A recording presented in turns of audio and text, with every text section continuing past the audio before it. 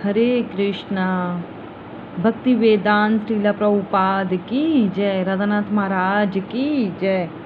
निष्कर्ष यह है कि दिव्य आत्मा निर्विशेष नहीं है। यह अर्थात में एक व्यक्ति है। ईश्वर एक वास्तविक पुरुष है और उनका सूक्ष्म अंश होने के कारण आत्मा भी एक व्यक्तित्व है। यदि पिता में निजी स्वरूप और विशिष्टता है तो पुत्र में भी ये अवश्य होंगे, और यदि पुत्र में ये हैं तो हम निश्चित रूप से कह सकते हैं कि पिता में भी ये होंगे। अतः ये कैसे हो सकता है कि भगवान की संतान होकर हम अपने स्वरूप और विशिष्टता को तो स्थापित करें और अपने परम पिता भगवान में उनको नकारें। शब्द अतीन्द्रियामी शब्द का अर्थ यह है कि अर्थात आनंद या सुख का अनुभव करने के लिए हमें इन भौतिक इंद्रियों के परे जाना होगा। जो योगी आध्यात्मिक जीवन के अभिलाषी हैं वो भी अपने अंतःकरण में स्थित परमात्मा पर चित्त को एकाग्र करके सुखानुभव करते हैं। यदि कोई आनंद ना हो और सुख ना हो तो इंद्रियों को नियंत्रण में रखने के लिए इतना कष्ट उठाना की क्या आवश्यकता है। इतना कष्ट उठाने में योगी जन किस प्रकार का आनंद अनुभव करते हैं, यह आनंद अनंत है। वह कैसे? आत्मा शाश्वत है और परमेश्वर भी शाश्वत है, अतः उनमें होने वाले परस्पर प्रेम का आदान प्रदान भी शाश्वत है।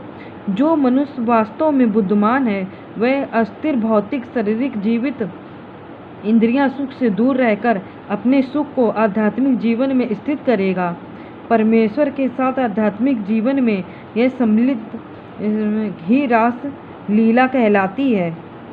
हमने वृंदावन में गोपियों के साथ श्री कृष्ण की रास लीला के विषय में प्रायः सुना है। यह लीला भौतिक शरीरधारियों के बीच होने वाली साधारण विनिमय जैसी नहीं है। यह वस्तुतः दिव्य देहों द्वारा व्यक्त होने वाले भावों का विनिमय है। इस रहस्य को समझने के लिए मनुष्य को थोड़ा सा बुद्धिमान होना आवश्यक है, क्योंकि अर्थात सुख को न जानने वाला मूर्ख व्यक्ति इस भौतिक जगत में ही सुख खोजता है। भारत में एक कथा है कि एक व्यक्ति को यह भी नहीं पता था कि गन्ना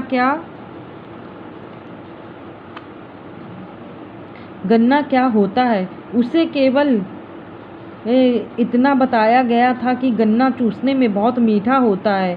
उस व्यक्ति ने पूछा, अरे गन्ना देखने में कैसा होता है? तो किसी ने कहा, गन्ना देखने में बांस के डंडे के समान होता है। बांस?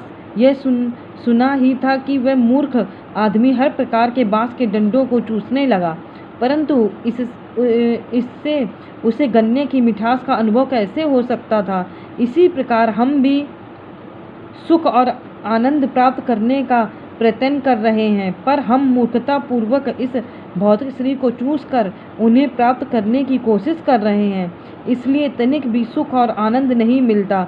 कुछ क्षणों के लिए उसमें अल्प सुख और आनंद का आभास हो सकता है, किंतु वह वास्तविक सुख नहीं है, क्योंकि वह अस्थायी है।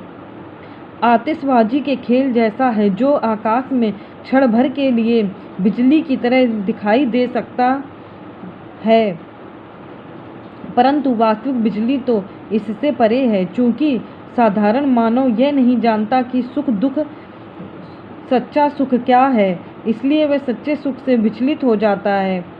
हरे कृष्णा हरे कृष्ण कृष्ण कृष्ण हरे हरे, हरे राम राम राम हरे हरे, हरे कृष्ण